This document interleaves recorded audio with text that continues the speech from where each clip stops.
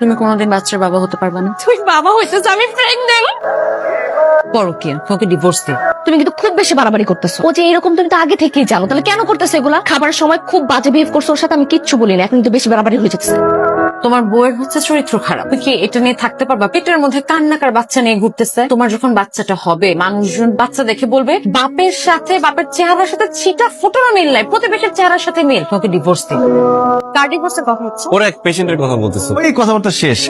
তোমার বান্ধবী এতক্ষণ আমাকে নিয়ে কথা বলতেছিল, তাই না? তোমাকে নিয়ে কথা বলবে কেন? ছাড় দিয়ে মাছ ঢাকার চেষ্টা করো না। তোমার বান্ধবী আমাকে ডিভোর্স দিতে বলতেছে। হ্যাঁ বলছে, ভালো করছে।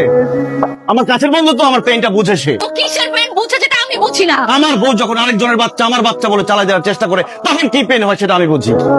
কি বলতেছো এগুলো তুমি? আমার মাথা ঠিক আছে? আলি তুমি আমার স্বামী, বাচ্চা তোমার। আমার বাবা হওয়ার কোনো সম্ভাবনা নাই। আমার ট্রিটমেন্ট চলতেছে, এটা আমি খুব ভালো করে জানি। আমি বাবা হইতে পারবো না, বিয়ের আগে থেকে জানি। আমি তোমাকে বলি নাই কারণ আমি তোমাকে ভালোবাসি, তোমাকে হারাইতে চাই নাই আমি। ছেলে কি বলতেছে? আমার ছেলে পাগল হয়ে গেছে। কি বলতেছে এগুলা? বোমা কি হয়েছে? বোমা এই সময় এত চিৎকার করতে হয় না, বাচ্চার ক্ষতি হয়। আমার ছেলে বলতেছে আমার পেটের বাচ্চাটাকে অন্য। আস্তাগফিরুল্লাহ, কি বলতেছে এসব তুমি? এগুলো আমি বলতেছি না, আমার ছেলে বলতেছে। এসব কি শুনতেছি? যা শুনতেছো সব ঠিকই শুনতেছো মা। দেখো দেখো এখানে কি লেখা আছে? এখানে স্পষ্ট ভাবে লেখা আছে আলিম বাচ্চা জন্ম দিতে সক্ষম। কেন করলে এটা তুমি? কথা বলতেছো না কেন? আমি আলিমকে অনেক আগে থেকেই পছন্দ করতাম, তার মাঝখানে হুট করে তোমাকে বিয়ে করে ফেললো, যেটা আমি কোনোভাবেই মেনে নিতে পারছিলাম না। আমি সবসময় চাইতাম যে কোনোভাবে তোমাদের সংসারটা যাতে ভেঙে যায়। জানি আমার এই কাজটা করা উচিত হয়নি, আমি খুবই সরি। প্লিজ পারলে আমাকে।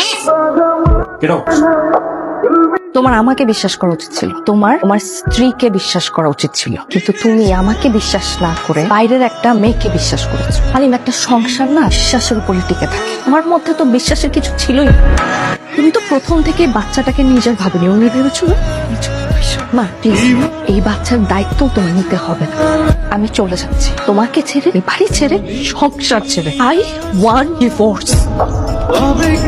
আমি সরি, আমি আসলে তোমার সাথে অনেক অন্যায় করে ফেলছি, তোমাকে অবিশ্বাস করছি। আমাকে ক্ষমা না করাটাই স্বাভাবিক, কিন্তু তারপরে গুরুজনরা বলে না, স্বামী স্ত্রীর মধ্যে যত ঝামেলাই হোক সব ঠিক হয়ে যায়। আমাকে কি শেষ একটা সুযোগ দেওয়া যায়?